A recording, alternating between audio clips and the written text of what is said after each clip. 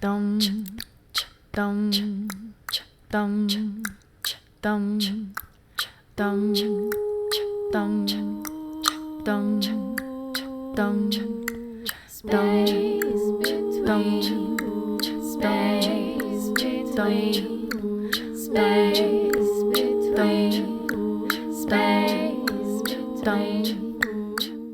Space Between. Hey, what's going on? It's the Space Between podcast. It's your boy Young Thickness and your girl Young Flabby Arms. See, he doesn't even move. Amy, right as we started rolling, right? She says, "What did you say it again?" They were there. No, that audio isn't there. Play that shit back. Maybe Yes, it is. maybe we can, yeah. But hold on, no, the music was playing. Yeah. You don't even know how I edit this shit. All right. So what the fuck did you say, really? I said I wore a fucking muscle shirt, suns out, guns out today, baby. And what did you say? I said you should be proud of me as my flabby arms are. They aren't even flabby. Make a muscle right now. It is what I just did. But the microphone blocked. You don't look at shit. See, look, it's blocking it. Don't show my hairy armpits. Why not? I'm over this episode already. It's too much about me. We look so good right now. We're outside, just for those who didn't notice. What it is the lighting is really nice because usually we're inside and it's a little bit yellower. Yeah. It's very yellow inside. In fact, it's so yellow that when I edit, I have to turn the blue up so hard because we live in a very yellow area, okay? What are you doing? Just getting comfy. I just saw, let me just prep the soundboard. I fucked up. I just saw a little side. Just big old TITTS. Okay. We have a guest today who I'm going to invite momentarily. I sure do. I'm gonna cut my nails. It's hot here, you know? It's so warm today. But I like this. This might be the new method. This could be the best. See. It'll be the best video we've ever done and the worst audio probably. What we should do is get like a silent fan that faces us right there. What are you? Okay. A silent oh, God. So listen. This is our 102nd episode. I just want to say that the reason... I told you guys we were going to be on time, and we usually are with our shit, but episode 100 came out a week late because we decided to delay it because of everything going on. We didn't want to be promoting any comedic content during, how can I say it, a non-comedic time, I guess. Yeah, like a trying time. Yeah, and then we just put out episode 101 right after it, just because we wanted to stay on schedule. So that's why we did that. And yeah, It was just like a respectful, like, pause of just being quiet for a second. That's it. We're so good, you know? Whatever. We're so good. Could be better. Okay, I'm going to invite our guest here. I'm doing this thing these days where I invite them and we're already rolling. I like a little bit of disrespect, yeah, you know? I thought that you already invited them. No. I like a little bit of disrespect. Alright, so let's see. You sure do. Can you elaborate on that? I was just thinking about how, when we're on the phone with your mom, how you love to just troll her and bully her a little bit. I'll tell you one thing that I do. We've been playing this game called Brain Quest. And so many of the questions, at least of the maybe 1,000 questions, at least 5 start with name the misfit. Mm-hmm. And every time, what do I say? Jenna Shand. I say Jenna Shand. That's her name. Right? Yes. What other ways do I disrespect my mother, do you think? I don't know. Just... 'cause I don't... You're backing down, huh? Well, yeah, kind of, because you, in seriousness, you're like, you kind of feel bad about it sometimes afterwards, but I don't really think you should. You're just joking around. And she doesn't take it to heart either. Whenever you ask her, she's like, oh, no, I don't care. Like, oh, yeah, you made fun of her accent. Oh, all the time. Whenever she says, I'm sure about it. I'm like, oh, you sure? I low-key bully her, too, because sometimes she'll say a word and I'll draw a whole cartoon of it. Oh, name some of those words. One time, she said penisaurus. Yeah, she calls penisaurus. So I she drew calls it. a penis dinosaur. Yes. And I was like, Adventures of Penisaurus. Yep. Then there was Ashy Washy. Yeah, she It's calls like Ashy Washy, yeah. She takes, like, like, not bad words, but like private words Yeah. for kids, and she'll like switch them. Virginia vagina. That's right, Virginia vagina. Virginia vagina. Yep. It sounds more the same when she says it with her accent because she That's drops true. the R. Virginia vagina. Yeah, yeah, it's true. It's true. Otherwise, it would be Virginia vagina. What else did she say? Virgin. She called a This paleontologist. is like two on the side. Can we bring it like here? What? It's just like the side of me. What are you talking about? This angle. This is the front, so this is the fucking side. I know, but it's just like. Okay. What are you trying to not show? I want it to be more this way, so it's more of a like side face instead of. Then you line it up. I'm so. Oh. Hurry up, we have our guest here already. That's fine. It's fine. How's it look now? Better. Do you think it's better? Okay. Yeah. Okay. Amy? Ooh. Watch I fuck the whole thing up. You might have, you know? So we have Kate here. I don't see any video. Okay, so can you hear me better now? Not quite. What about now? Much better. Oh, yeah. Much Okay. better. Yeah. Great. Now I just need to get the camera on the same page as these awesome headphones I'm wearing. Nice.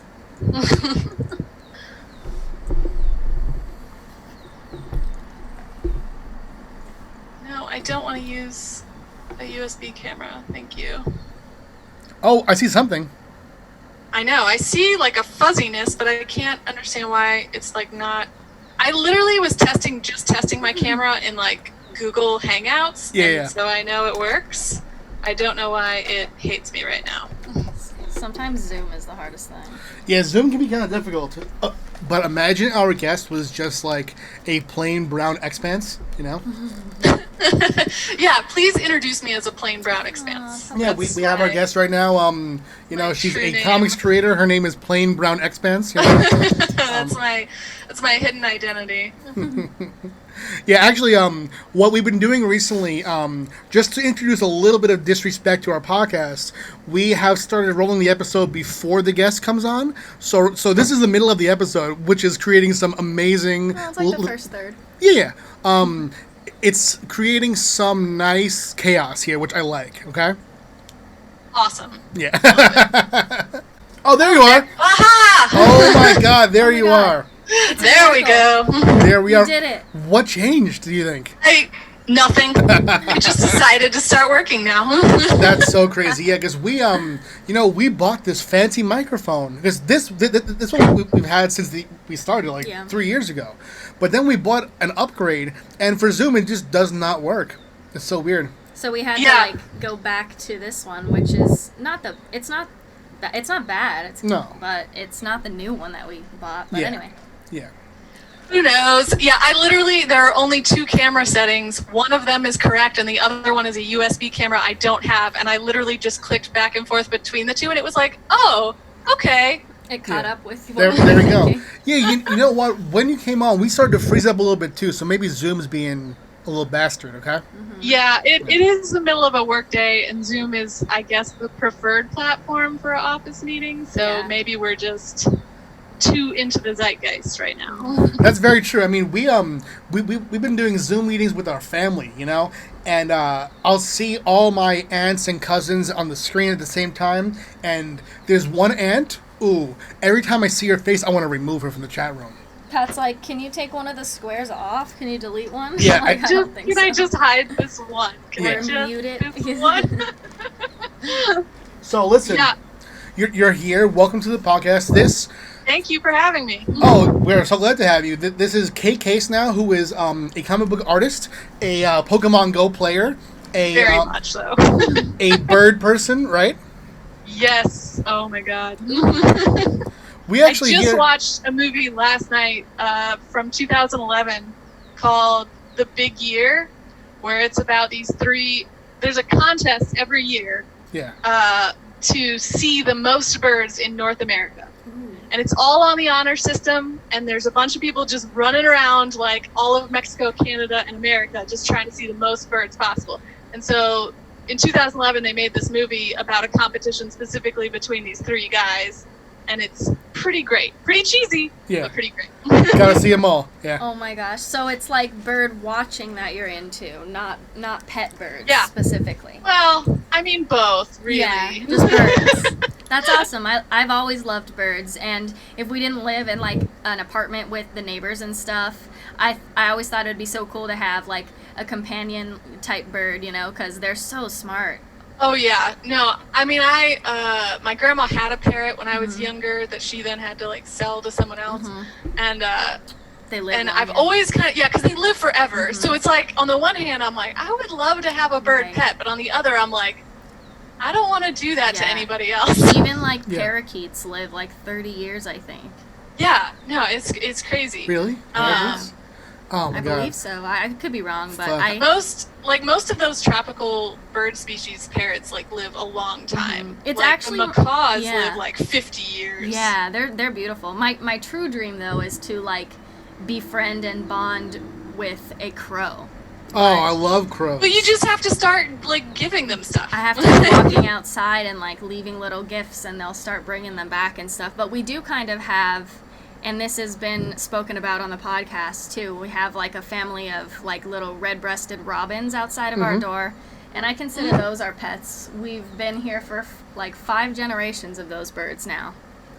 Nice. So we love that. Here in Georgia, we get a lot of mockingbirds and a lot of thrashers, and they're both from this family of birds, very similar to the family that crows are from, where they're way too smart for their own good, Oh, yeah. and they're all super aggressive. And so if you get near like any of their nests during, mating season and nesting season when they're taking care of their babies, heaven help you. Yeah, that's kind of reminds me of the geese we have here. Oh yeah, we have Canada geese here. Yeah, yeah. Geese are assholes. They They're really just straight up are. assholes. They're so I love it, protective though. of their young. I love that shit. Yeah, Yeah. they had the little fluffy babies outside recently, and we don't get close to them, but I love to watch them grow and stuff, and we'll get like not even closer than like 8 feet away, and the geese will start piping up, murr, murr, murr, Yeah. walking towards And then as us. soon as you get too close, because like the biggest goose Yeah. or like the male goose, he'll like put down his head and like extend it Get towards you ready. and start hissing, The and you're like, oh hiss, no, yeah. no. It sounds like a cat hiss. It's Yep. crazy. Yeah, they literally become possessed by demons. Yeah.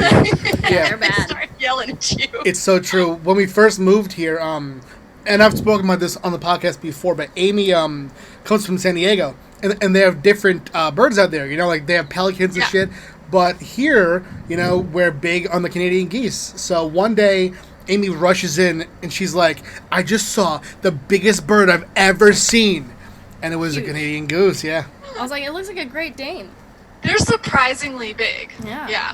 But I mean, pelicans are also very, very large. They can be big as well. My friend actually in San Diego, another big bird, but these aren't native to there, obviously. She has a pet emu, and it's growing so fast, exponentially. It's Yeah, like, I can only imagine because they have to like be able to run on those legs Right. real fast. Yeah. So, Yeah. What does she do when the emu is a full emu? I feel like they have land, like they kind of I live hope like so. a farm Yeah, I mean, lifestyle, like an yeah. alpine or something. They So have she keeps land. it.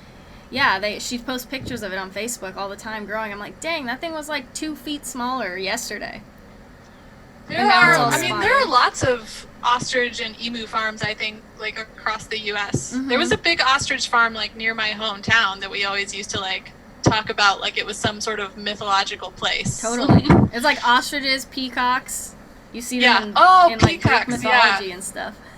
when I did live in New York and I lived in Harlem, we used to live by that big church in Morningside, Okay. like the big cathedral, and they had peacocks on their property. So every once in a while you would be walking like in the city in New York and you just hear this like haunting call and you're like, What? Yeah. where have I been transported to? Narnia? That's amazing. Yeah.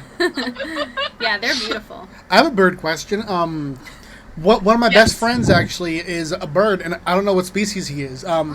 He is we call him Plastic tell Head me Boy. more. Yeah, he's like a kind of toucan-esque, right? He's a shop pet at our local pet store here. Yeah. And he's like a tropical from like the rainforest type looking thing, and he's definitely like a toucan sort of thing because he has like that beak. Yes. But on top of his head is like, it looks Hi, bud. like It's tiny little, like a little tiny curly head, like little afro thing, except for it looks like it's made out of like old film. Do you remember? Like plastic. It's so weird. It's like shiny. Do you remember those like lanyard things where you would like in 6th grade make braids from those and little bracelets? Oh yeah. He has that shit on his head. Only his head, like a head of hair. Oh my gosh, is it? It must be one of those like from the pigeon family, because like there's the Victoria crowned pigeon that I'm thinking of, which is like it's like chicken sized, and it's blue, and it's got like a massive crown on its head. Yeah. That's so interesting. You know, and it's absolutely beautiful looking. But like there are tropical pigeons that like put our pigeons to shame. Nice. Yeah. When I think of a pigeon, I think of like the gray, brown, white. Sort of thing. Yeah. I love pigeons though. I feel like they're so underrated. Also, they are very beautiful and they're so smart. Like people don't give them enough credit because they. That's what I'm saying. Most of the time. Yeah, they're underrated. I mean, they listen. Their heads are iridescent, you know, and people just talk about them as if they're fucking rats, you know. But they also have the cooler thing about pigeons, and I read this a while ago in one of the many nonfiction bird books that I just read in my spare time. They have like Google Maps in their head, so at any given time, like even the common like city pigeons that you see, like they all have that same like homing instinct in their head, and they literally have Google Maps there, and they'll remember exactly how they got to a place and exactly how to get back. Like they even know alternate routes. Like Google will tell you if you start going the wrong way, like we've rerouted you. They just have that in their heads. That is insane. Are pigeons what people used to use to like deliver notes and stuff? Yeah, they used to use like the popular one was passenger pigeons, which have now gone extinct because they were smaller and faster. Mm-hmm. But they still come from the same family as the pigeons we like, you know, the city pigeons that we associate, which are actually common. Like their common name is rock doves. So. Aren't they related to doves? Okay. They all come from the same family, so they all have very similar instincts. So people will still like race and use city pigeons like for messaging and stuff. They can be trained. Dude, rock dove? That's sick. That sounds like a Pokemon. It does. Yeah, it should be a Pokemon. That's a way cooler name than pigeon. I'm not gonna ever say pigeon again now. Look at that group of rock doves over there. Yes. Please do. Hold on. This She's inspiring me to read about birds now. You should read about birds. I'm not even playing. I have many good book recommendations if you want them. We're Facebook friends now, as of today, so I'll message you. All right, so watch this though.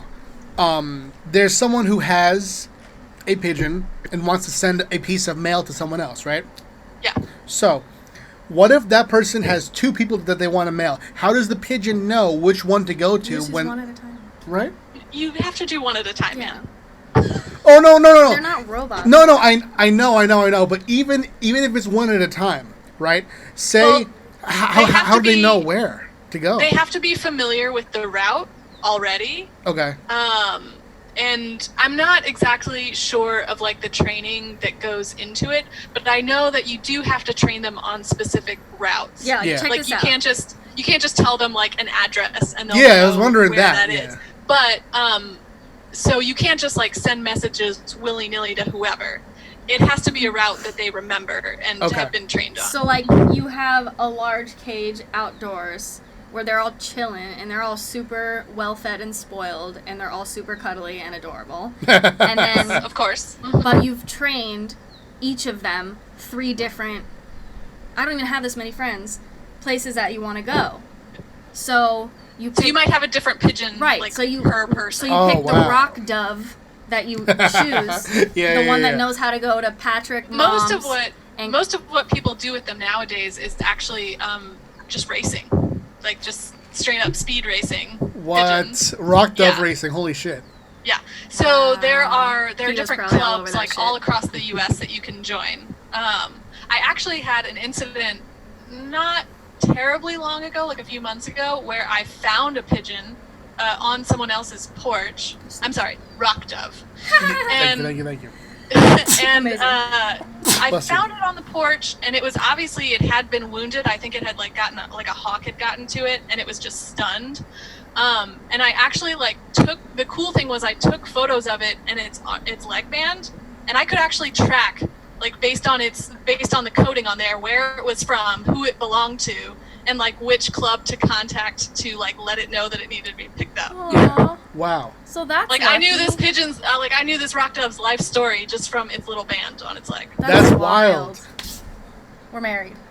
What I'm wondering is if, all right, so pigeons, rock doves are so smart, right? What would you say is the dumbest bird? Oh. Yeah, is there such thing as like a bird that's like the chicken on Moana? I mean, chickens themselves are kind of dumb. They kind of They're are for just- birds, right? That makes me feel better about what we do, you know? The thing is, like, every bird species is really like hyper specialized in some way, so they're all like good at different special things. in their own way, And so, whatever. arguably, I would have to say that like chickens are pretty dumb, but what they're good at is recognizing like hierarchy. Oh, So, shit, okay. Yeah, so there is actual like pecking order in chickens, and that's like so they all know their relationship to one another in that order. Pat's a so- fan of that. Yeah, so I mean, it's like they have social skills, but not really much else. Now, are you vegan or vegetarian? No, not officially. I mean, I eat a lot of vegetables. I don't eat like a ton of meat, but I'm not strictly like vegan or vegetarian. Okay, well, I have a question to ask that I would have not asked if you had said yes, you were. Okay. Because it's kind of a macabre question, right? Oh my gosh. But say, I know what you're gonna say. what am I going to say? What's the tastiest bird? Nope. I don't do that kind of shit. Yes, you do. Though. I don't ask those kind of questions. This is what does. I'm going to ask, okay? Say you put... My mom, right? She's a big fan of the chicken cutlet, okay? Say you put a chicken cutlet in front of a chicken. Does the chicken know what happened or no? No, No? I don't think they have any real concept of like what what's being put in front of them. But just in Gotcha. general, they don't really like eat meat like that, so they probably be like, "What's yeah, this?" like it's not really part of their regular diet, so they probably wouldn't show interest in it. But that's not necessarily because they recognize that's their cousin Jim. yeah.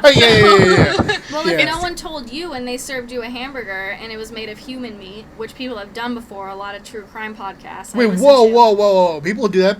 There was this one lady that like killed her family, and then when the cops came, she served them fucking cookies made out of her family. That's an Edgar Allan Poe story. Well, whatever. Isn't that literally something in a? I mean, it's Game of Thrones that they did that too. But that's there's based also in that real other- life. I'm telling Wait, you. really? Yeah, I can't tell you specific details because I listen to so much true crime. Yeah. But I'm telling you, my I mean, point. people really do some fucked up shit. Before I think. you Yeah. derailed me, Patrick. My point is that you wouldn't know a burger from a burger. I feel like I would, you know? You wouldn't. Well, hold on. All right. Here's what I would know. If you gave me a straight-up person burger, I would know. However, what I would do if I were the killer, But the right? question, did you know what happened? The chicken doesn't know, and No, and that's you true. also don't Yeah, know. and you wouldn't Yeah. either, really. You don't know. That's probably true. Where's your hot dogs come from? Maybe some That's people. all the extras. Man, Yeah. so many places. Probably some people. And I love Yeah, hot right? dogs. Oh, Amy loves hot dogs so much, yeah. What I would say, though, if I were the killer, and I wouldn't be. I know. I wouldn't be. I like how you're like, let me make this extra clear. Yeah. Yeah. I am not. I wouldn't be, but if I were, okay?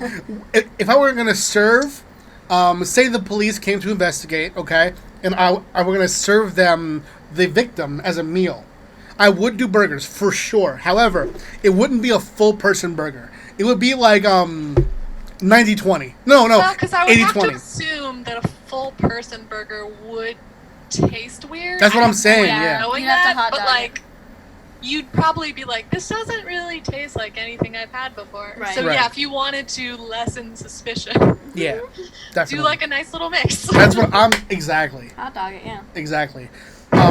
But yeah, so welcome to our podcast. This is what we talk about Yeah, that sometimes, was a you know? weird, like, chain of conversation topic. We went a lot of places. We went on a journey together about birds and cannibalism. And, oh yeah.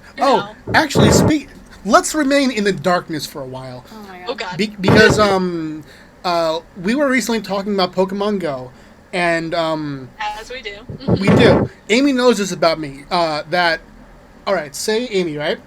I see on my nearby Pokemon that there's a Pokemon I want, and it's at the graveyard. Mm-hmm. When will I go, and when will I not go? We won't go at night. I won't go at night, yeah. Has to go in the daytime. I have to go in the daytime. So that's fair. Yeah, it's very creepy to me. We have 3 graveyards around us, and so there's a lot that I can't do here. But recently, you gave me a bit of guidance about what to do to appease the spirits at these. Oh, yeah. Yeah. So can you talk a little bit about how to hunt Pokemon at graveyards and not get... I mean, like, my worst fear is, like, possessed, I don't probably. think anyone should really go at night just because that's just common sense. Yeah. I mean, the one big cemetery I go to here, I mean, in that conversation we had, I was telling you, it's like a big historic cemetery. It's a park. So, I mean, it closes, they, like, gate it up. Yeah. So you can't even get in there at night. But I do understand a lot of the smaller, actual, modern-day cemeteries probably are just open. I know that was a huge problem for Pokemon Go, when it was starting, is that there were various people who would take advantage of how many stops were inherently added into cemeteries, and a lot of churches and places actually tried to get them all removed, and a lot of them still have them all removed, so that people aren't just wandering in whenever and trying to take advantage of everything that's there. So yeah, don't go at night into a cemetery. That's just common sense. But other than that, I mean, it's just sort of a common practice to respect your, the ancestors and stuff like that before you go into anywhere where there are remains in place, And I kind of treat it like, well, if I'm good to them, then they'll be good to me. They'll be nice to me. And there are a lot of different cultural ways to look at that. But I mean, some of the most common things you can do are just bring some water, bring some of your extra pennies. They like that stuff. It helps. Like an offering. What was that? Like an offering, right? Yeah. Just an offering to say hey, I know I'm in your territory. And I don't want you to think that I don't respect you, that I'm, just treading here without thinking. So just here's some stuff to let you know I mean no harm. Please also don't harm me. Mm-hmm. Which is just it's a common courtesy, but I think because people think they're dead, they're oh, I don't have to give a shit about these guys. It's no, man. That's rude to anybody. Have you ever had an experience with the supernatural? Well, yeah. I mean, I identify as a witch and a pagan, so it's a common occurrence, I would say, but nothing super direct or super creepy. It's more just about vibes and the senses that you get and paying more attention to that. Yeah, that scares me. That stuff very much scares me. No, I mean, I'm terrified of ghosts too, man. And there have been plenty of times where I'm nope, don't like any of this. This feels like a trap. So get out. Mm-hmm. But I think that once you start just sort of paying attention to how you feel in certain situations, your physical senses and just sort of the vibe that you're getting, your instincts, then it's easier to sort of judge what is a bad scenario, what is scary versus what you can sort of handle. Yeah, that is how it makes sense. But also, I have OCD, right? And it's pretty intense. And sometimes, my brain will just go off. And I'll wonder this. Say I'm upstairs, and this is a new apartment complex. There's really been there's one family who lived here before us. So I don't see much as having happened here. But sometimes, right, I'll be upstairs alone in my office working, and I'll get this sudden urge. In my head, it'll say, "You should run now." What is that, do you guys think? OCD. Yeah? Yeah, your brain can do a lot of back talking to you, especially if you like hear a noise or see something that you don't fully like recognize or understand. I mean, I've lived in the South now for many years, and a lot of the houses I've lived in are older, so they make a lot of weird sounds sometimes. In this place I currently live in, I mostly know it's my neighbors, so because they all loud. But I'm loud too, so you know. But like in the house we lived in Savannah previously, you know, that was a fairly old house, and it creaked a lot for no apparent reason. So sometimes your brain might instinctually say like, that's not good, and you have to take a second to just be like, okay, but really it's probably just a settling sound, you know, or one of my cats being the demons that they are. So, our cats make noise like that too. Oh. Yeah, and you guys have like 4, right? So it's even exponential compared to mine. I only have 2, and they're problems enough. What are your cats' names? One is a brown tabby named Zaphod, from Hitchhiker's Guide to the Galaxy, because we're both, my husband are huge nerds. And the other one is named Mittens because we originally found this cat was living on the street in Savannah around our apartment. And when we started hanging out with it, very cool cat, and it looked exactly like, have you ever seen the Disney movie Bolt? The one about the dog who thinks he's a superhero? Have you? I've heard of it from Daniel, the kid I babysit. It's very, very good. I saw Bolt in the theater. Yeah. Yeah, me too. Yeah. So this cat looked exactly like the cat from that movie, who is named Mittens. Aww. So when we decided to adopt it, my mom was like, you know what you have to do. And I was like, okay. Aww. So we named that one Mittens, because he's all black with the little white paws. That's cute. That One is of our very cats cute. has 2 white paws, his back paws. We call him his white socks. Oh, Odo, yeah. Yeah, our cats are, we have Odo, who is a black and white cat. He has a white diamond, a white belt, and white socks. And he was actually named by my ex, right? From Star Trek. And yeah, Pat he has children from his previous relationships that I took under my wing when I came in as well. Well, that's fine, because I assume they love you more now. Oh, much more. Even as of recently during like quarantine and stuff, I've been telling Patrick that Odo, he's the oldest at this point, and he has been with Pat since his previous relationship, and he is just in general kind of shy. Like, he's the most timid of our cats and like the most quote unquote feral, but he's not even close. But like recently in quarantine, we've been getting so much closer. Like, he actually rolls over and lets me pet his belly, only for a little bit though, and then he starts to paw at me. But like that was never even a thing before. Oh, no way. And now he's just getting a little bit more like romantic. So I think, and it's been 5 years, like 6 years I've known Pat now. So yeah, I know. I work from home, so I mean, when all the quarantine stuff started, the only thing that changed was my husband started working from home too. But since I was most of the time already here, all the animals were just like, whatever. Yeah, that's how it's been. Like, not much of a change. He stayed home.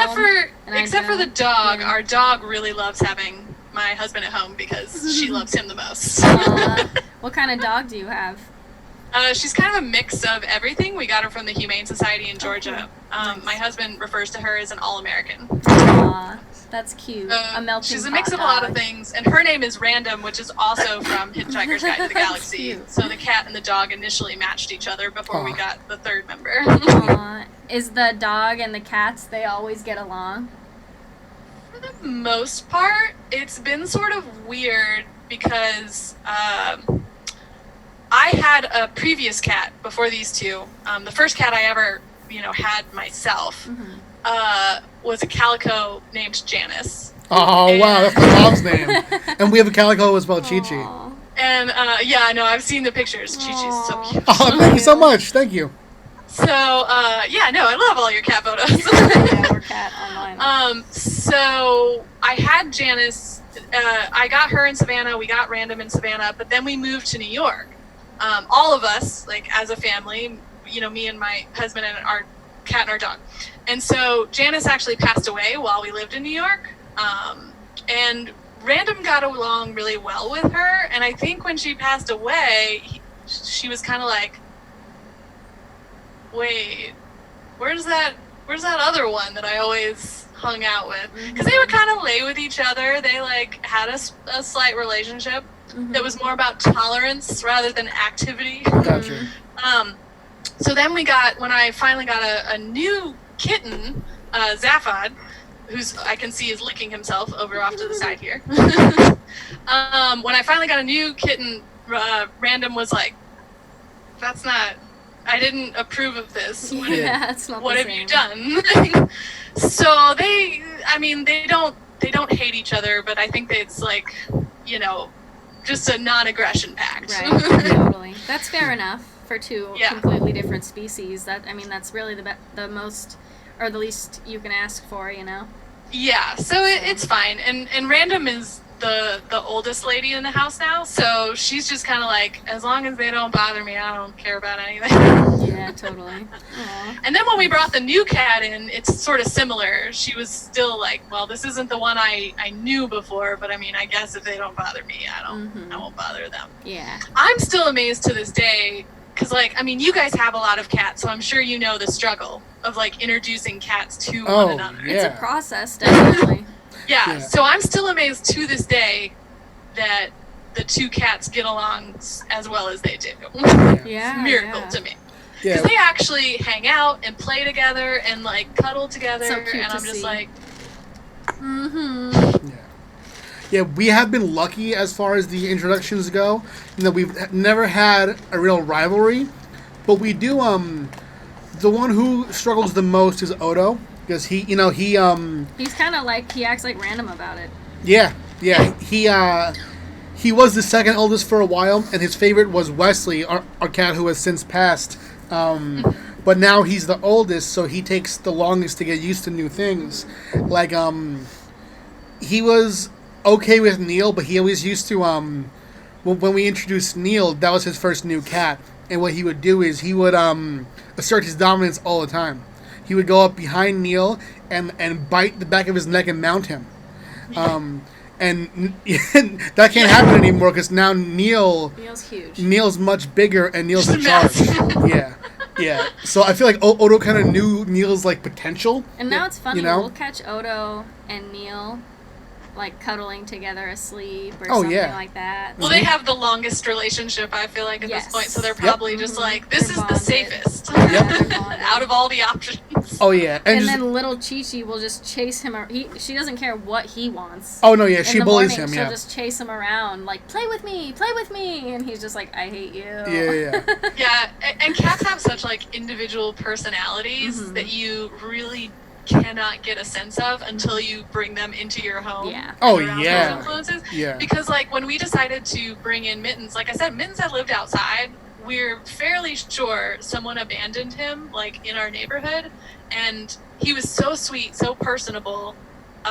When we decided to bring him inside, it was so funny that Zaphod, the younger tabby, was just like, hey, how are you? And Mittens came in and basically was like, I'm the boss now. And Zaphod was just like, okay.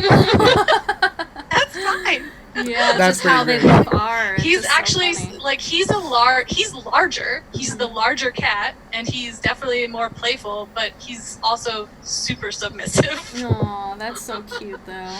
Like he's just like, whatever you want to do, I'm totally fine. That's amazing. Yeah. Our cats, we always call the oldest the king. So Wesley was the king, and now Odo's the king, but he's very much... Odo is the king in name alone, because Neil, Neil's the one... We have to feed them all separately, because if Neil's involved, as soon as he's finished eating, he'll bully them out of their bowls, But like, it's so funny because he's so like spoiled. He didn't earn any of his credit. He's No. like the fat kid on Willy Wonka and the Chocolate Factory. yeah. Where like the only power he has is that he will throw a tantrum and will just be like, fine, asshole. Yeah, and throw his And body that's weight, where too. he got it. And now that's just where he is. Yeah. Yeah, that's like Zaphod knows. He knows how to game the system, because like if he's hungry or bored, he knows that all he has to do is start knocking shit off the shelves, and we'll come like start paying attention to him. And I'm like, I don't like rewarding you for your bad behavior, but I don't know what else to do. Yeah, That's- it's like the oh trick my to God, him stopping, but then they do it so that you'll do that.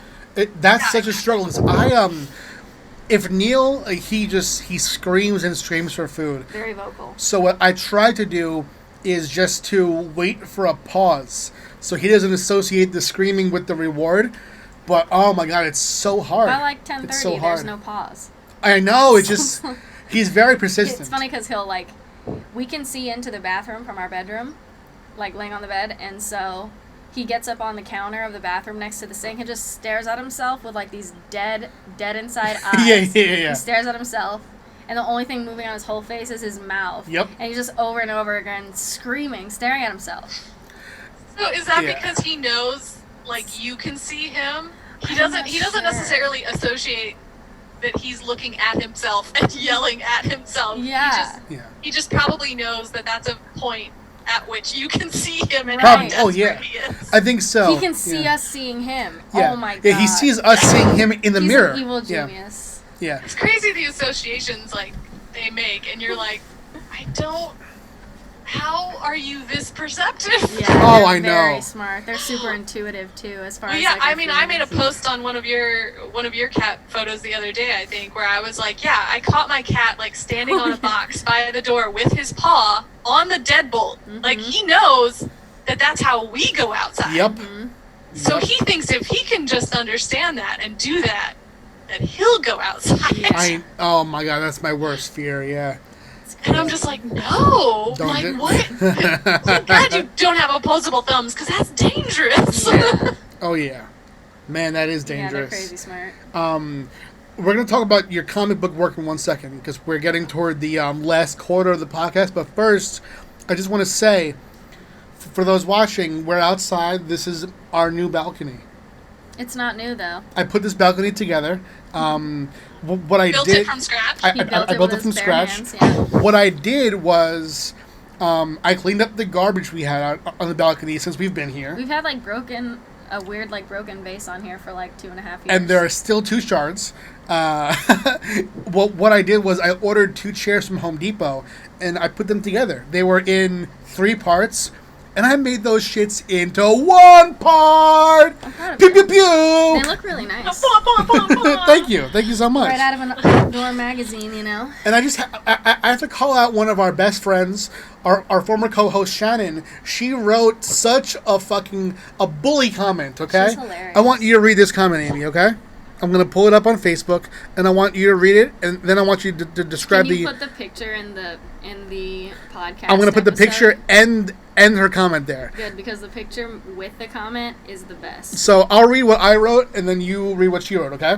Okay. I wrote, I assembled these chairs to turn our balcony into a, bless you, into a good balcony.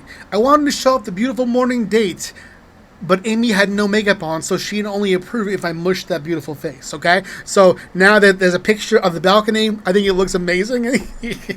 Here's what Shannon wrote. Shannon's so funny. She sarcastically wrote, "Damn," with a bunch of A's. "Is this HGTV? Can I get a before and after shot of this balcony? The transformation," with a emojis, like mind blown. Yeah, emoji. she did the blind on emoji. Blind blown. Mind Is there a blown bunch emoji. of a bunch of random capital and undercase letters? Because then it's even sassier. Oh my god. If she had done that, I would be enraged. Unfriended. Yeah. Just kidding. But I have to give a rebuttal, okay? This balcony is better. Okay. It's better than it was before. It's better, and we're out here, okay? It feels very nice to be out We here. are out here. For like the last 3 days since we've gotten these chairs, we've been like drinking coffee outside in the morning. It's really nice. Do you guys have a pollen problem? Yeah, I've been sneezing a couple times on the podcast Oh, yeah. because there's like pollen going around in the air. Because I You can know see it. every time I think about like making our porch like nice as yours sounds, Yeah. I just see this sea of yellow everywhere when I Yeah. step outside, and I'm like, nah. And luckily we're upstairs, so I can see kind of like, it's more like dandelions. It's like white stuff kind of like up in the air and everything, but it's not horrible right now. I mean, you should see that side of the complex. There's at every little parking spot, there's a pile of what looks like, and not to get too graphic, but it looks like a stuffed animal was gutted. Oh, like a pillow. Every single area just has a pile up of dandelion, fuzzy fuzz, right? Fuzzes. That's the technical term, as far Yeah. as I know. Yeah. So, but luckily I have cat allergies, so every day when I wake up, I take an Allegra, so I'm chilling right now, comparatively. Yeah, that's good.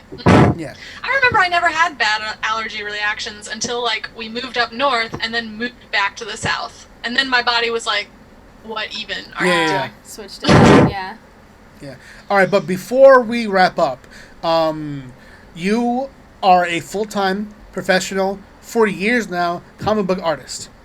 Yes. We've collaborated before. We created Dolores and the Doll Faces together. Yes. Yeah, for Dates 2 by Margins Press. And you actually also recently drew, for our company, the Rizzo bookmark for Prison Witch, too. Hell Oh yeah. man, that was such a joy to do. Oh, thank you. Thanks for doing that for us, too. It was really good. Yeah. Yeah, no, it's a I beautiful mean, I bookmark. love that series. When you guys first announced it, I was like, yes. Thank you so much. So when you said, when you made various posts saying that you needed bonus stuff like that, I was like, yes, anytime. Tell me, hell yeah. whatever it is. I don't care. That's awesome. So doing that bookmark was a real joy because, like, I love those characters. I love that story, and doing, like, magical fantasy drawings like that, that's, like, all I really want to do. So. Nice. Oh, sick.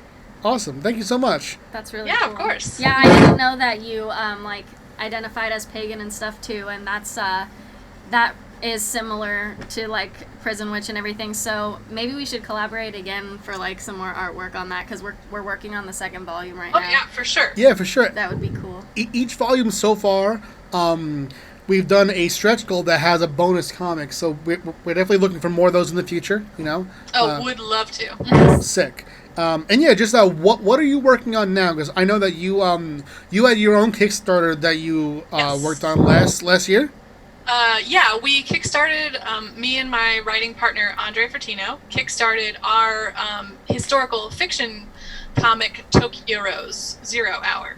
So it is, we did the Kickstarter last summer. It's a story about a true story based on this woman, Iva Toguri, who was a Japanese American, born in America on the 4th of July, but she actually was trapped in Japan during World War II. She was going to visit family, and Pearl Harbor happened like a few days before she was supposed to leave. So she could not get home, and she had to, her family basically kicked her out because, all non-pure Japanese citizens were treated as second-class citizens.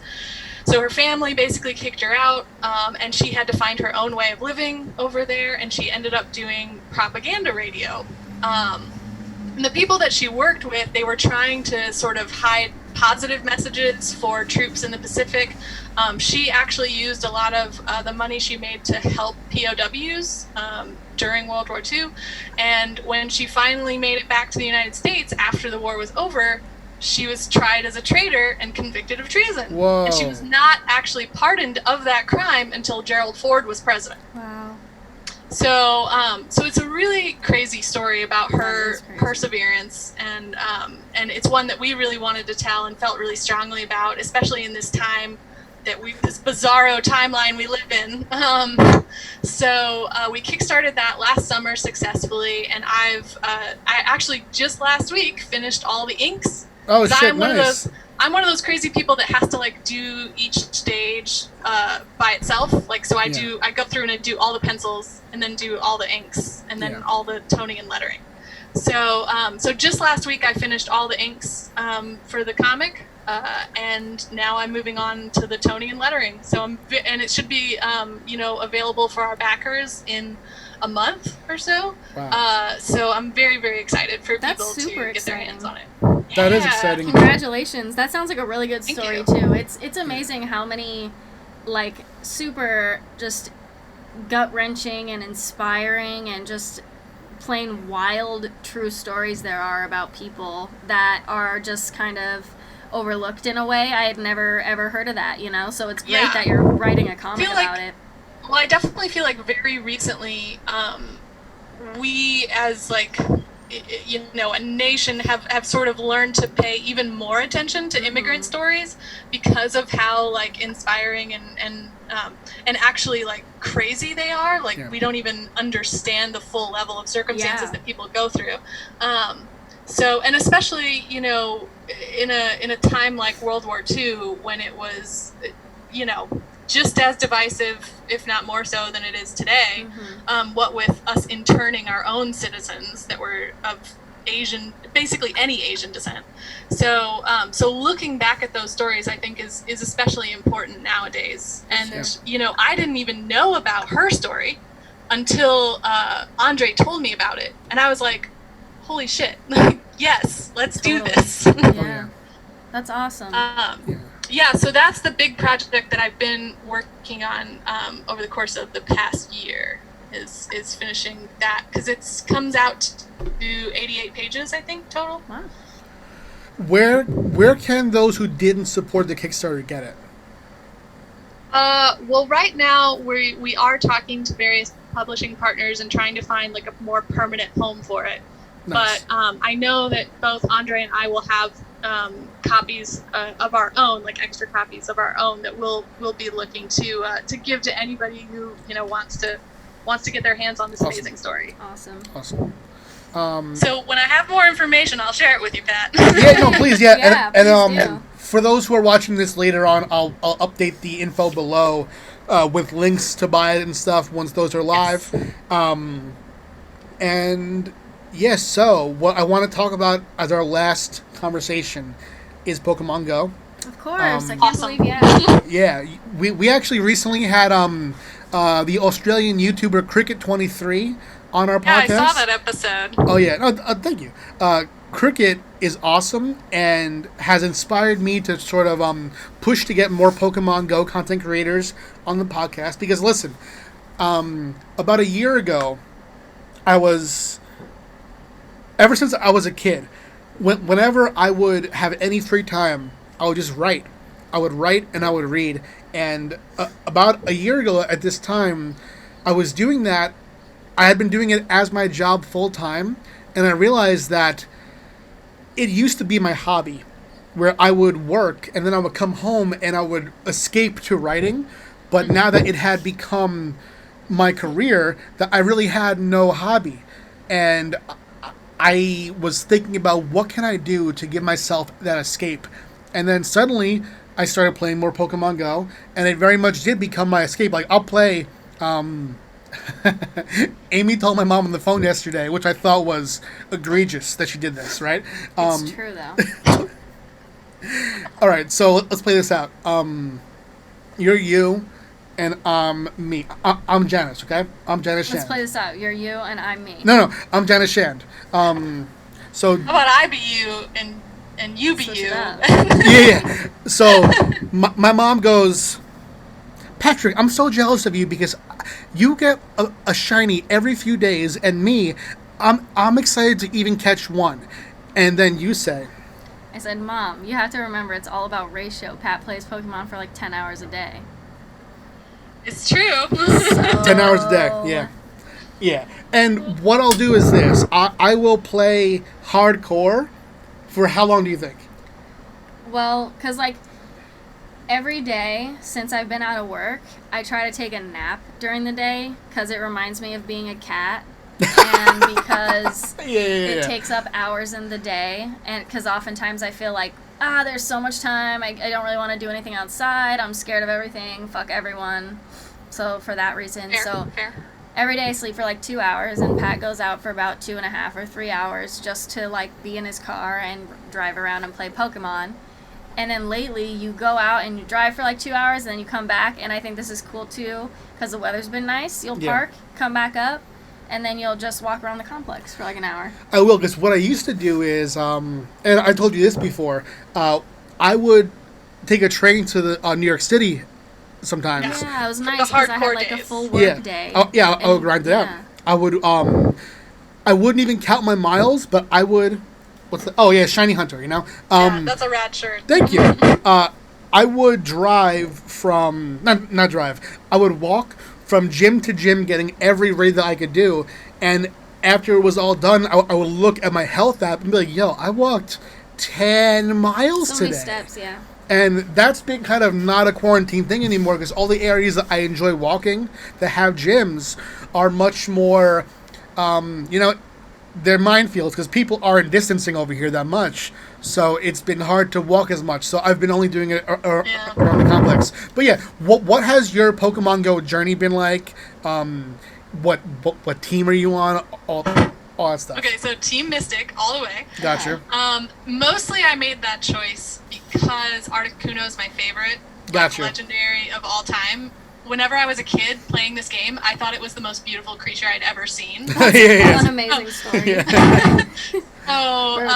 We spent like how long talking about birds, so you know. Yeah.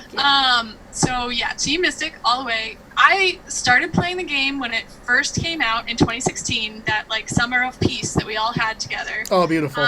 Because I've been playing the Pokemon games since they came to the States. Like I was playing on the Game Boy and the Game Boy Advance and like all the way up to the modern Sword and Shield release. So I've always been like an avid Pokemon fan. So I started playing and like we all know the game was busted at first. So after a while there wasn't anything new happening. There weren't very many updates. So I did take like a long break where I think I wasn't playing for about a year.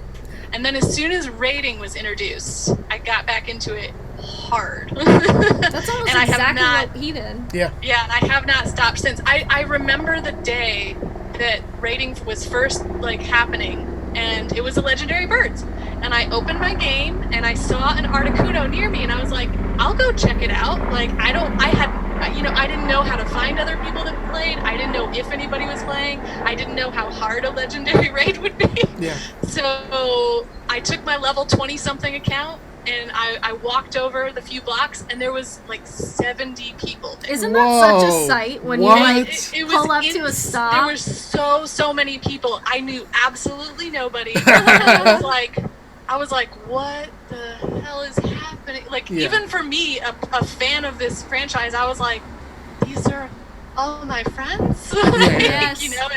It was a miracle to me. And I heard someone yelling out like Team Mystic, like over here, we're gonna go in together. And I was just like, that's me. Yeah. And so I started like actually meeting other people that played. I found like a Facebook group, and that brought me to the Discord for the local community. And so I started like just becoming super, super active in the community, and I met so many great people. And like you were saying, it gets you out, it gets you moving, it gets you and with the rating aspect, it gets you interacting with people.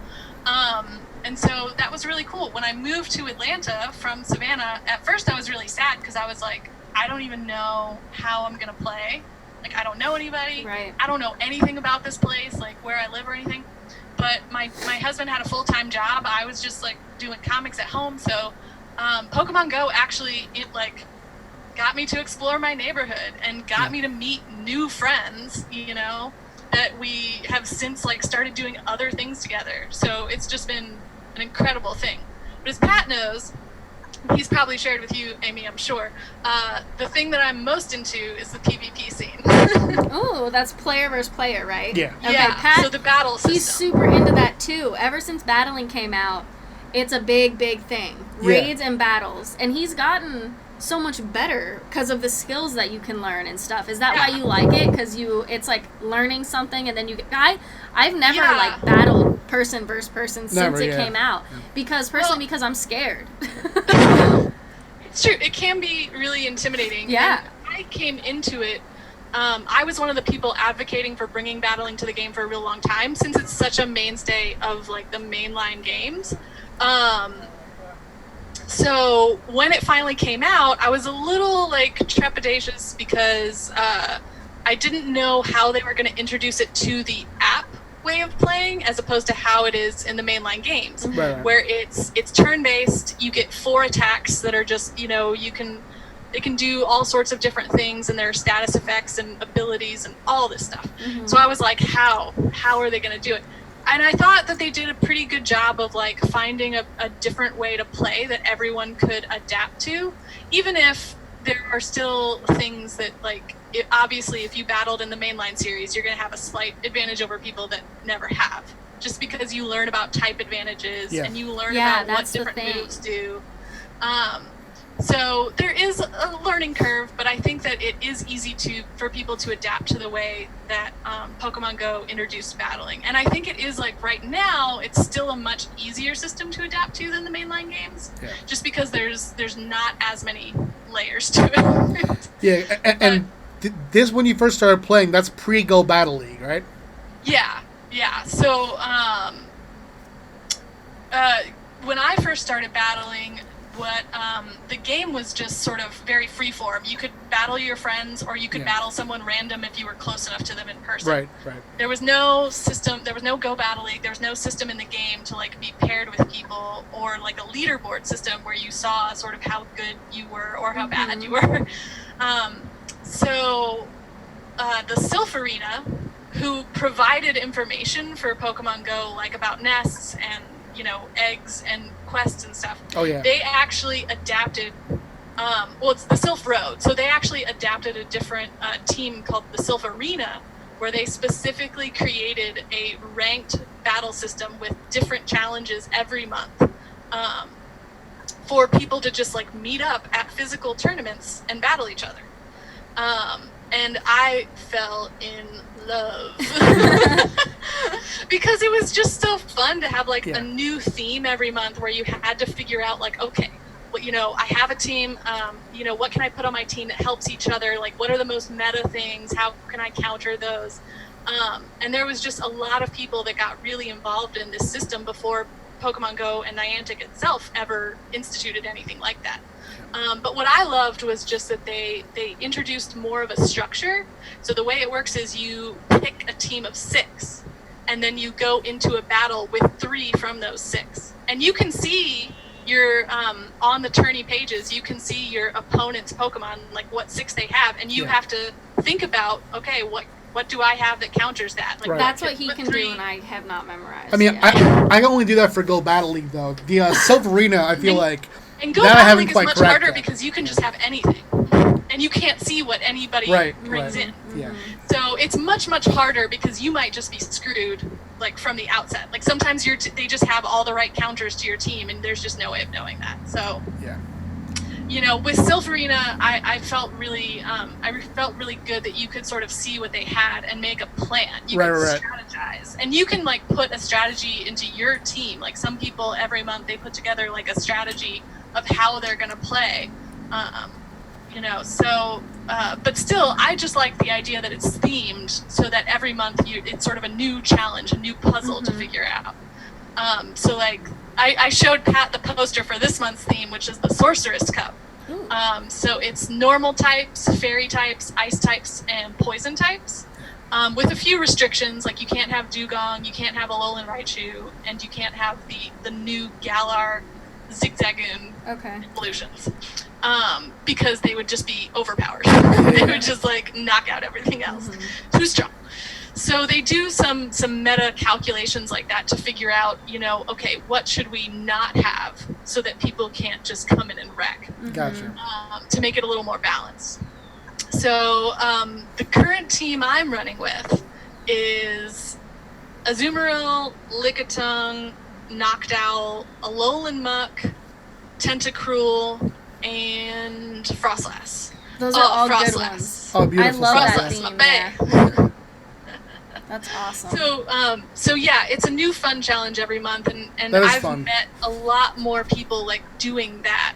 I'm a member of like 3 different servers that have tournaments like all month, and even in the wake of like the COVID pandemic, when we couldn't like get together for in-person tournaments, Niantic lowered the friendship limit so you can battle anyone that you're good friends with. So I've met like a ton of people just doing so many random battles. And it's been awesome. Yeah, that's really fun. I love how inclusive and community driven the game is, and it's just great. I love that aspect of encouraging you to like meet new people. One of the Discord servers that I'm a part of is literally girls at PvP, Nice. So it's only ladies from all over the world who are dedicated to battling, and That's it's been cool. a really, really awesome community. It's a great way to meet friends and you already have that in common, you know? It's just, Yeah. it's fun. Yeah, I feel like Niantic has done such a good job with keeping that friendship aspect as a part of it when we really couldn't go out. Yeah. Creating new ways for you to like interact with your friends, you know, other than just sending gifts, other than like just going to raids in person. Right. And they're doing a bunch more stuff that they've just announced, like, you know, the dumb stickers that they're going to give us so we can personalize our gifts to each other. Yeah, it's cute. What? Yeah. That shit I didn't everywhere. hear about that. Yeah. See, I love stuff like that. Yeah. That's so Yeah, fun. and you're gonna be able to like invite people to raids now, I like can't with the remote fucking cast. wait. So, We've been talking to his Yeah. mom hey about guys, that. we can raid together now. I know. Exactly. It's so fun. And what I hope just for one day, even if it's just during GoFest, I hope for remote lucky trades because we've been lucky friends Oh man, yeah. for a long time now. Forever. I'm Yeah. also lucky. I think friends with someone far away. since the New Year's event, like the Chinese New Year event, Yeah. or the Lunar New Year event, we've been lucky friends. Yeah, because we were gonna trade at Philly because here's the thing, I've seen you at maybe one or two conventions in our careers ever.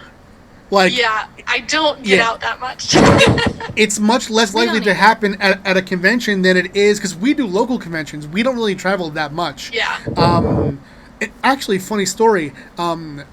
I met you when I was pitching my graphic novel Family Pets to Archaea, and Yeah. you had a book at Archaea too. And I actually read the book, but it's been like almost a whole decade. But it's the something, maybe the epitaph of No, the elegy for Amelia Johnson. the elegy for Amelia Johnson. I remember that.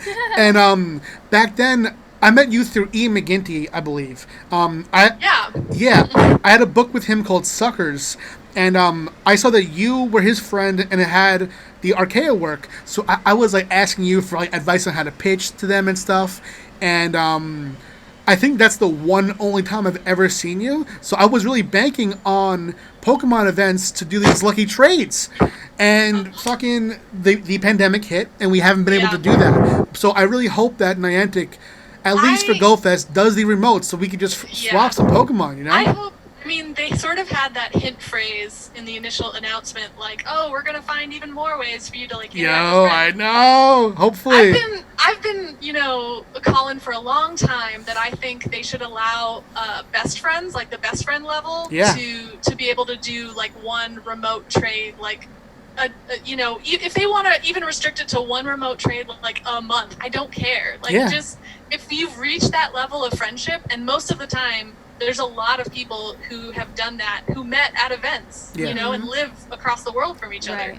So, like, there's a lot of people out there who are friends with people that they're like not gonna see again, except if it's at another like Pokemon event. Yeah. So, like, God, just give us this, Niantic. That's what I'm saying. That's what I'm saying. Listen up, y'all. Yeah, we're both friends now on Pokemon Go with Cricket, and I was thinking that, you know, we probably won't ever see her in person until a real GoFest probably after there's a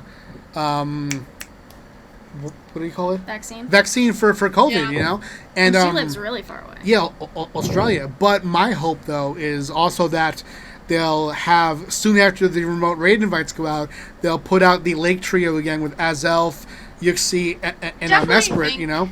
I definitely think that when they introduce the invite system, that since you'll have a way to raid in areas that you previously could not, that would be a really strong play for them. It sure would, yeah. To be able to give people like a small chance to access like a regional that they previously never could, especially since we don't know when we'll be able to have in-person events, you know, to the scale that GoFest is. 100%. Because I went to Pokemon GoFest last year in Chicago, and it is massive and insane. And I don't know when we're gonna get that again, and it's like really sad and really frustrating. I know, because like we were planning on going. Like whenever they announced it, we were planning on figuring out like how we were gonna go. And it's just been killer because that event was amazing. And I had a really fun time, like just that whole weekend in Chicago. So in general, like meeting new people and just exploring a new place and playing Pokemon while doing it was awesome. So it's really unfortunate that we don't know when we're going to get that again. Yeah. Good. I hope sooner rather than later, but yeah. I feel the same. I feel sad because, like, it's Pride Month and stuff, and I like to go to events specifically for that, if anything. Like, 1 month of the year, this is, like, when I like to, like, go out and, like, do and be, and I always look forward to going to the city and stuff, and I'm kind of bummed about that, but, like, any just sort of social event, it's just kind of sad. You know what we should do? We should have a Pride stream, you know? Fun. And, like, that would be fun. Dress up a little bit, you know? Yeah, totally. Yeah, get some real colorful like clothes on. Have a slew of people coming in through the Zoom. Exactly. I would do it in my mermaid tail and like a rainbow top and just sparkle my face. Oh yeah. Like, yeah. Yes. Oh yeah. You know what? Yeah, because you could do the tail here that you couldn't really walk around with. Yeah. That's fun. Oh, I'm gonna sit out here with my. That's why I wish this balcony was bigger, because I would totally be down with a hammock, because I would lay in the hammock with my mermaid tail. Yeah. Oh, Our man, pool is closed. So beautiful. The complex pool is still closed, which is like safer, obviously, but it's warm today. It's so sad. As soon as I woke up this morning, I was like, the pool is closed. Yeah. And I'm the sort of person where if it was open, I probably wouldn't want to go. So I just have to know that about myself and just move on. I have one last Pokemon Go question, because I have a bad sense of geography, so I'm not sure if you have this, but are you in Maractus territory or no? No, it's further south than here. Gotcha. And I've also heard from people, because there's a lot of people, since we are in Georgia, there's a lot of people here that like go down to Florida, you know, for Disneyland or various reasons. Yeah. So there's been a lot of people that like have been able to bring back a ton of Heracross and a ton of Corsola and stuff like that. But from what I hear, Maractus is even harder to get than those, because it really only comes out even in sunny weather. Oh, okay. Yeah. So even people that have gone down there and been down there for an extended amount of time have had a hard time like finding it. I want it so bad. I don't even know what that one looks like. Yeah, it's rare to see. It's a cactus? Yeah, it's just I'm gonna pull it up right now. It's a big, pretty cactus with like a flower hat. That sounds cool. Yeah, no, it looks really cool. Some of my favorites are the plant ones. Oh, yeah, she's cute. I love Maractus. Oh, she cute. Yeah, she's real cute. Definitely. So yeah, I've heard that one is even harder to access than some of the other ones that you can get to down there. But apparently sunny weather is the key. It is a cactus, so that makes tracks. sense. Totally. Yeah, my buddy, he's a very casual player, but he travels so much. And he came up from, I think he was in Puerto Rico one time. And he was like, before I transfer stuff, can you just tell me if I have anything good? He had like a bunch of Heracross, you know? I was like, yeah, keep that stuff. That's great stuff, yeah. Is that I remember when, Twan. before I knew that I was going to go to Pokemon Go Fest in Chicago last year, I remember that my parents were planning a trip to Alaska, and I was like training them how to find Pachirisu. Yes. Oh yeah. So that they could get it for me. Like I'm sending you like, out on the training field. them how to. Oh yeah. Yeah. Like I was showing them the app and how you catch Pokemon. I was like, literally, I only care about this one. This one that looks like this. You're gonna get me a souvenir. Did they end up getting it for you? No, because I found out I was going to Chicago. Oh, and that right. was the regional they had there. Gotcha. So I was like, you're off the hook. Oh, there we go. But That's yeah, so funny. we gotta wrap up. But thank you so much for doing this. Yes. Of course. So nice to see you. So nice to meet you in person. Yeah, it's so nice to meet you finally, Amy. Totally. And it was awesome talking to you guys for so long about cats and birds and Pokemon. There we go. That's Comics. exactly. You're exactly our type of person. So Oh, yeah. Makes sense. So where can people follow you right now? Oh man, I've been so freaking lazy during the pandemic, but I do have an Instagram. It's just kate.e.kaz at Instagram. Yeah. And that's probably the best place to like find me and my work. But I don't post only work, so there's probably a lot of cat pictures that you'll have to wade through. Oh, us too. For sure. But I promise it'll be worth it for both, because I post adorable cat pictures. But yeah, thank you again for doing this. Thank you, Yeah. guys. I hope you have a lovely day out on your amazing porch. Thank you so much. Yeah, on this our HD DIY TV. IKEA porch here. Oh, yeah. Oh, yes. Yes, your HGTV caliber porch. Awesome. Definitely. Very cool. Yes. Awesome. All right. Have a good rest of your day. Nice to meet you. You too, guys. Thank you so much. Bye.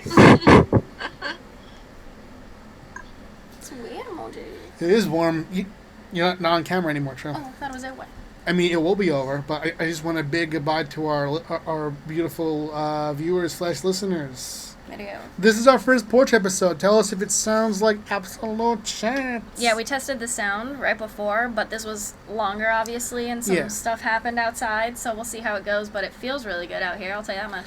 We had 2 ghetto bird helicopters fly over us, you know? I heard those. But those were, thankfully, while Kate was talking, so not I'll probably be able to lower our audio during that, so you don't hear all those choppers. Chops.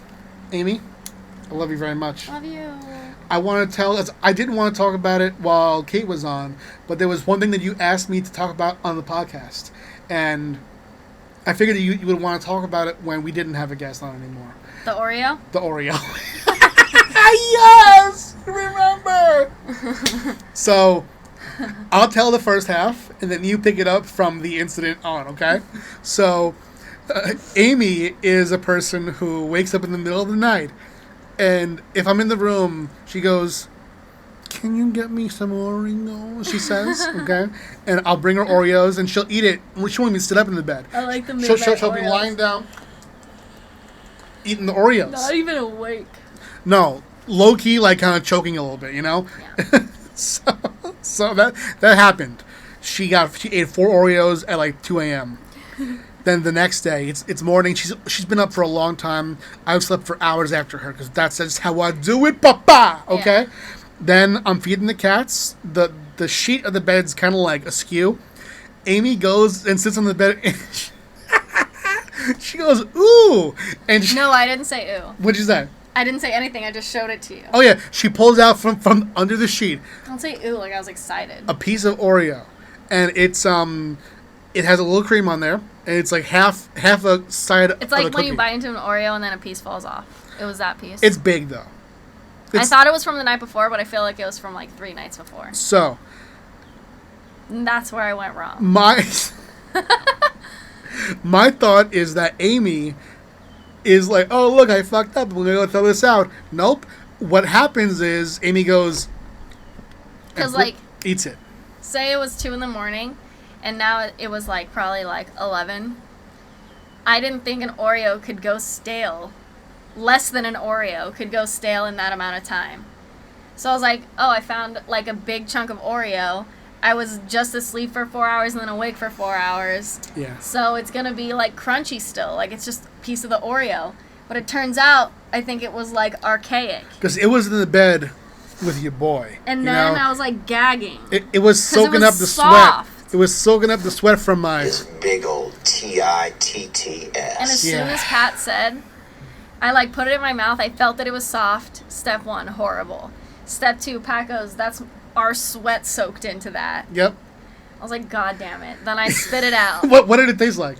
I couldn't eat. It wasn't even time for me to taste it. I just bit down. It was soft, and then I went, ugh. And then I started gagging about it. Because I can't even, like, fucking wash the sink in the bathroom without gagging. I just have problems.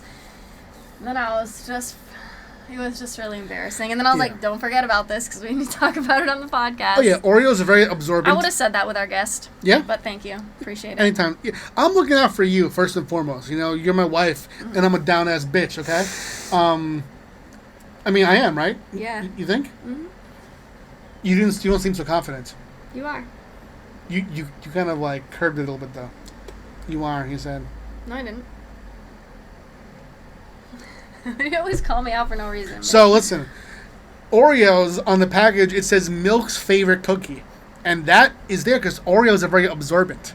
You have Oh, that makes sense. a shorter period of dunking time for an Oreo than you would a normal cookie. Or a golden Oreo even. Oh, I love golden Oreos. It's the best. But they dunk longer. So here's the problem with the Oreo that Amy found though. what is Milk's favorite cookie can really be any wet substance's favorite cookie. So that Oreo that she ate was Body Sweat's favorite cookie. Ugh. And she put it in her mouth, and she ate for a split second, probably 3 to 4 nights of our sleep. Worse than our sleep, though, my sleep. Yeah, I agree. But Because listen, it was on your side. I love you still. I hope so, because that's disgusting. No, what I hope is that you still love me, though, because it sounds like you're kind of denigrating me right now, you know? What are you talking about? You shouldn't agree so hard that my sleep is worse than yours. It sounds worse. I'll tell you that. Oh, what do you mean? My sleep sounds like this. And your sleep sounds like...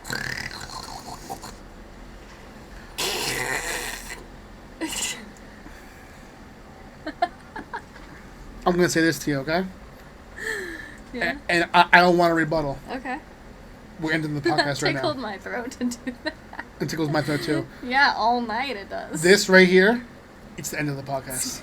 Okay? Bye, everyone.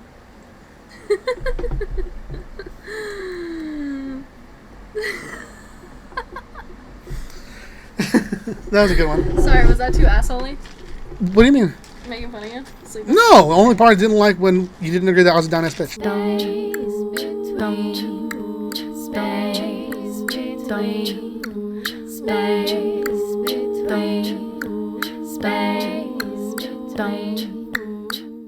Space between.